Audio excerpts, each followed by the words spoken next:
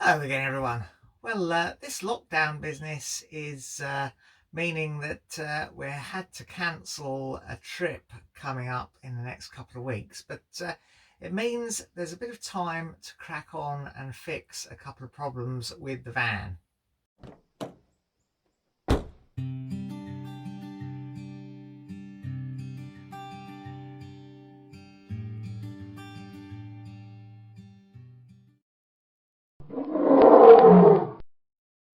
Now, you might remember while we were away in Yorkshire, we had a couple of problems with a leak, we think from the shower, finding its way into the wheel arch. Yeah, just under here. That feels damp. That's, I don't know really. Yeah, it's just a little, it's not massively damp. Now we think that this vent here is the problem. It is an obvious hole through the wall, so always best to start with the obvious things. And a few other people have mentioned that they've had similar problems with their vents.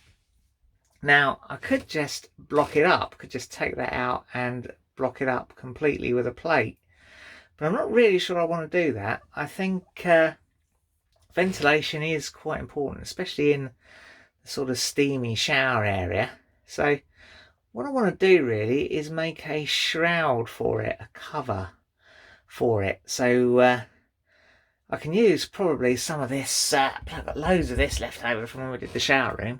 So let's start by measuring probably the size of that outside blanking plate. If you remember when I did this, I made a little bit of a measuring error.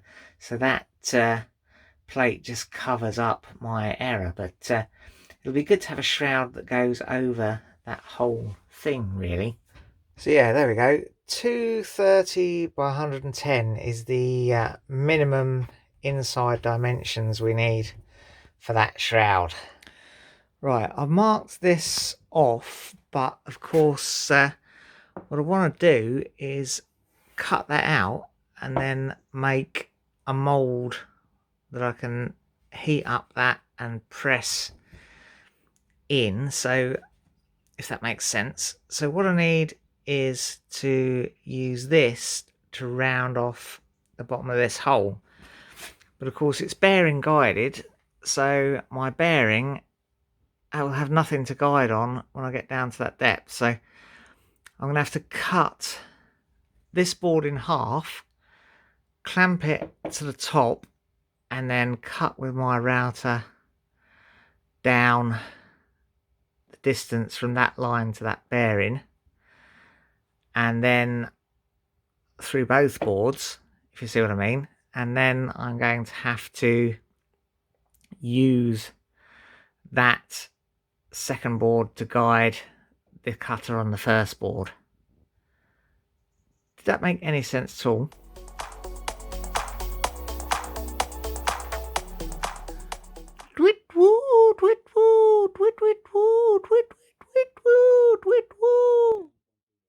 Yes, Mr. Safety Owl, safety glasses and a dust mask.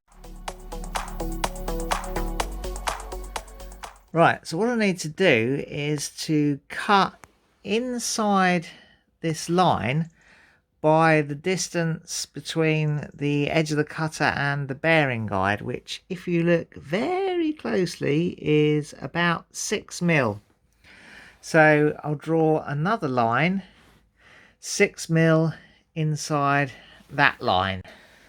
So there we go, there is our inner line, and that's the line that we want to be cutting to the inside of with the router. We're going to use the router to get a really nice square cut. Could use a jigsaw, but that would just introduce errors which would be amplified by the router later.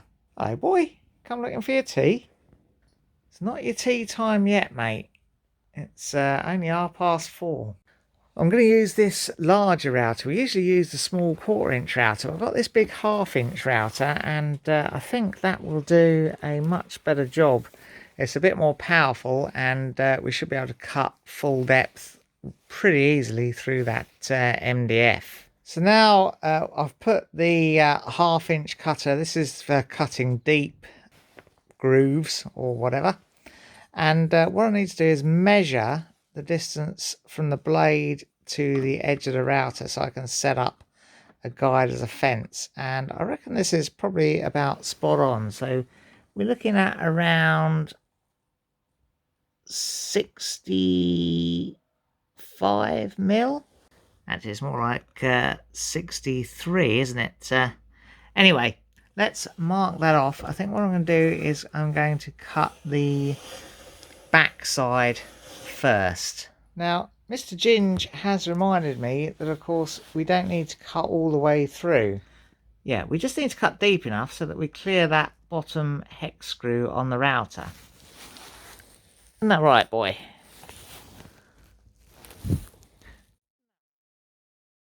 So yeah, I've marked a line that will be a suitable depth to cut to. Now I've adjusted the depth stop on the router so that the blade just goes slightly beyond that mark. Now, because of the depth of this cutter, with the router on full extension, it still projects out the bottom, so I'm going to have to come in. I'm going to come in from the edge, and I'm just going to use my eye to stop when I get to these corners.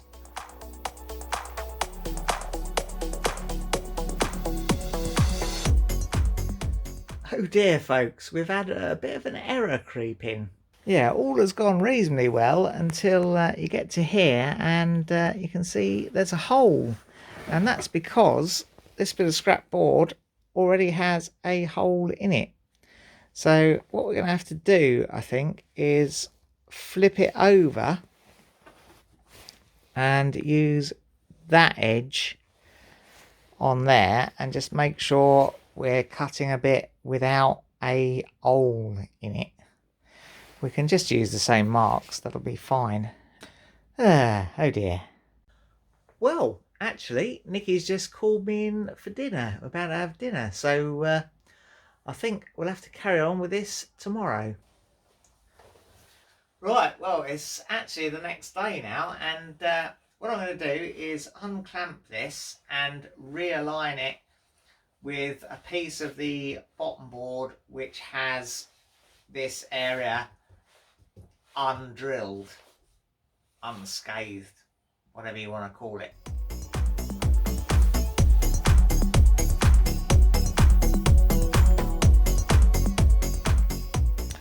Well, there we go. So what I've done as well is I've put some screws in, just 4 of them, just to hold this in position, because now I'm going to have to unclamp it and put the guide on widthways just so I can cut to these edge bits. So let's do that now.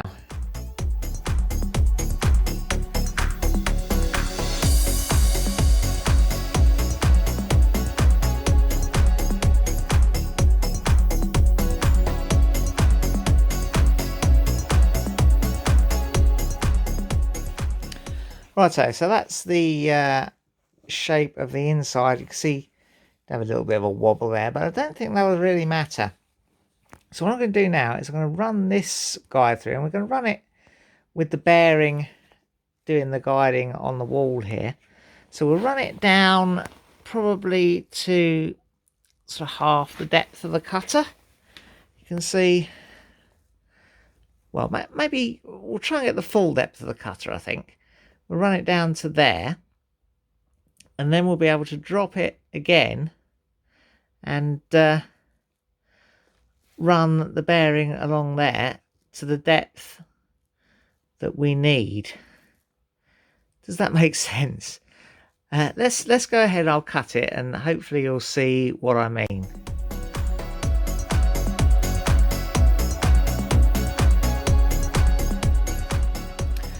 Well, there we go. There it is with that done.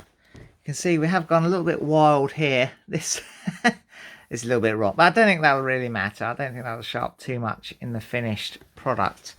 So yeah, you can just see now that we've got this step back that we were after. So what I'll do now is unscrew these 2 halves, flip this over so that we've got a solid bottom without this groove, and I'll need to cut a bit off one end so that I've got a piece for the plug to go in here to be like the other half of the mould. But I think we're going to have to do that another day because it's getting quite late. It's properly dark outside now. And Nikki's just rung me on the phone actually, told me dinner's nearly ready. Well, it's a week later, the next weekend, and let's just remind ourselves where we got to with this. Righto, well here it is. I think the thing to do is, obviously this is no good as a base for it. I need to unscrew this, and then I think what I'll do is I'll trim an end off here so I can make the plug to go in. I need to measure up and make the plug to go in, and then I need to fix that to a board, and I need to fix a piece under here to act as the base. Right, let's separate this and then cut a piece off for our plug bit.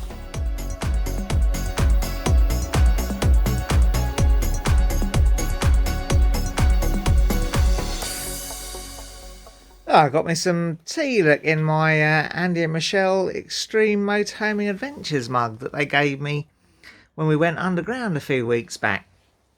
Anyway, what I've done is I've screwed the plug onto the end of the workbench here, so I can run the router around and put that bead on there. What I need to do is to put the opposite rounding off cut on there. I do that with the router. Now you can see the outside curve router I've got is not exactly the same as the inner one. It's slightly different radius, but I think that'll actually play to our advantage because we need that 2mm gap for the plastic to go in the middle. And with that in mind, this plug has been cut 2mm smaller than the cutout in the main part of this jig to allow for the 1.5mm thick plastic. Right, let's go ahead and route the edges off on that plug.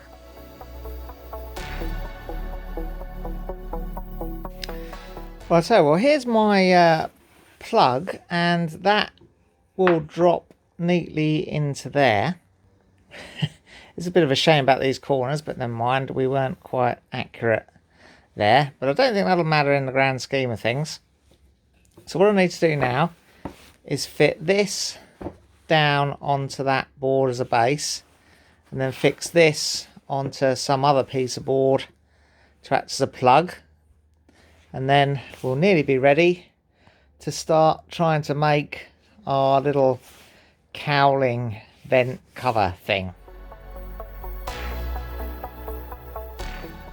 Right, so the plan, as you might have gathered, is to heat this up. Got it the face side down so that it sinks into that pocket, and then we'll pop that plug on, clamp it down, and that should make the shape of our cowl.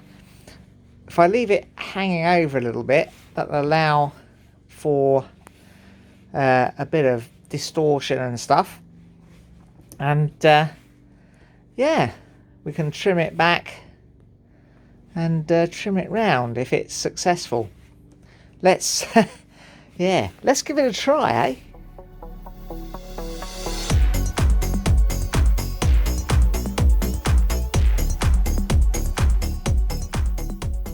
Right, I'm going to let that cool for a bit. It didn't quite go all the way down. You can see there's a bit of a gap there, but I think we might have formed it enough that it'll do the job. Anyway, we'll see when we open that up again in a while once that's cooled. Well, that's had a few minutes to cool, and what I want to do now is flip that whole arrangement over so I can use the jigsaw to trim the edge off this edge here.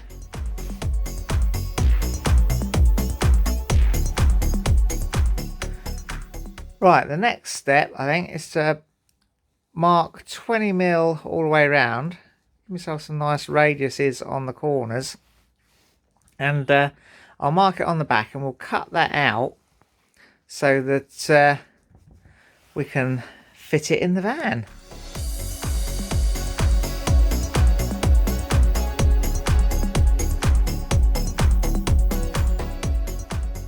Right, Mr. Ginge, I reckon we're nearly to the point we can fix this, don't you? Oh, right. Before we fix it, I think we'll drill it for screws and cups. We'll put some of that adhesive on that lip, but just to hold it more firmly, we'll use the screws and cups, the same as we did on the vanity unit bit, back when we did the original shower room refit.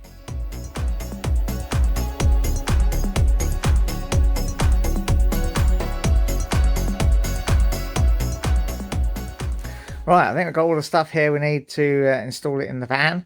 I'll get some paper roll from the table there so we can clean up, and I'll probably get a cup of water as well for smoothing off any excess sealant. So you can see this has turned out reasonably well.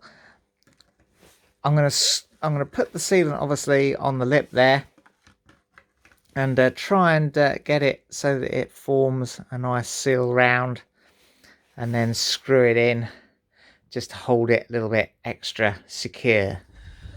Right, first thing, let's try a bit of a trial fit just to make sure we haven't got the sizes on. Now that's spot on, I think.